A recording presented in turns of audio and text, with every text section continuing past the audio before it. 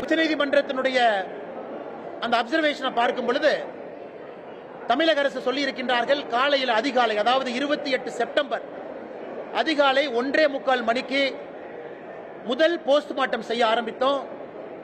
மத்தியானம் 1 மணி முடியும் பொழுது 39வது உடலை போஸ்ட்மார்ட்டம் செய்து முடித்தோம் என்று சொல்லி இருக்கின்றார். காலையில் 1:45 ஆரம்பிச்சு மத்தியானம் 1 மணி வரைக்கும். உச்சநீதிமன்றத்தினுடைய நீதியரசர்கள் கேட்டிருப்பது, அந்த போஸ்ட்மார்ட்டம் செய்யறதுக்கே 2 டேபிள் தானே இருக்கு, அப்படி இருக்கும் பொழுது நீங்க சொல்லி இருக்கக்கூடிய டைம் எதுவும் மேட்ச் ஆகலையே. அதை மறைப்பதற்காக இன்னைக்கு முதலமைச்சர் சட்டப்பேரவையில் இவர் புதுசா ஒன்று கொண்டு வர்றார். 24 மருத்துவர்கள் தலைமை அப்படின்னு புதுசா சொல்றார். 24 மருத்துவர்கள் தலைமையில் இந்த உடல் ஆய்வுக்கூறு நடந்துச்சு, போஸ்ட்மார்ட்டம் நடந்துச்சுங்கிறாங்க.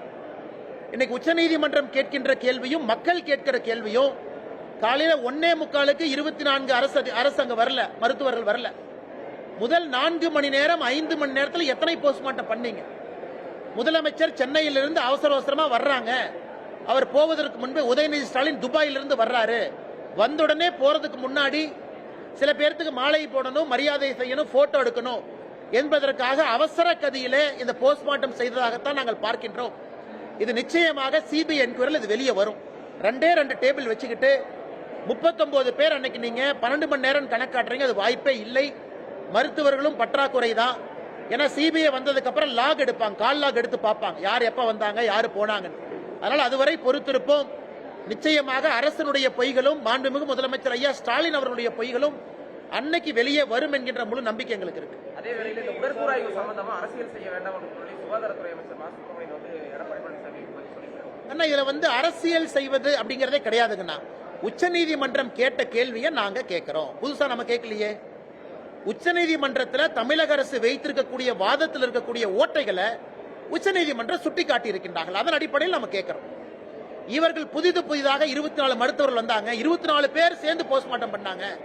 போஸ்ட்மார்ட்டம் நமக்கு தெரியும், ஒரு மருத்துவர் இருப்பாங்க, அசிஸ்ட் பண்றதுக்கு இருப்பாங்க. போஸ்ட்மார்ட்டம் நடக்கும் சராசரியாக 45 நிமிடம், 1 மணி நேரம் வரைக்கும் அது போகும். அப்படி இருக்கும் பொழுது இவங்க சொல்ற கணக்கு எங்கேயுமே டேலி ஆகலையேங்கண்ணா.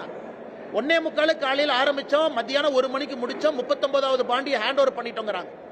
அதனால்தான் திரும்ப இவர்கள் எதையோ மறைத்து எதையோ செய்ய போய் எங்கேயோ போய் மாட்டிக்கிட்டாங்க. எந்த காரணத்துக்கும் சிபிஐ என்கொயரி நடக்கக்கூடாது என்று தலைகீழாக நின்றார்கள். இன்னைக்கு அது நடக்குது, மாட்ட போறாங்கன்னு தெரியும். அதற்காக இவங்களே நரேட்டிவ் செட் செய்வதாகத்தான் நாங்க பார்க்கிறோம். பிளே ஸ்டோர் மற்றும் ஆப் ஸ்டோரில் இருந்து பாலிமர் செயலியை QR கோடு மூலம் பதிவிறக்கம் செய்யுங்கள். செய்திகளை உடனுக்குடன் பெறுங்கள்.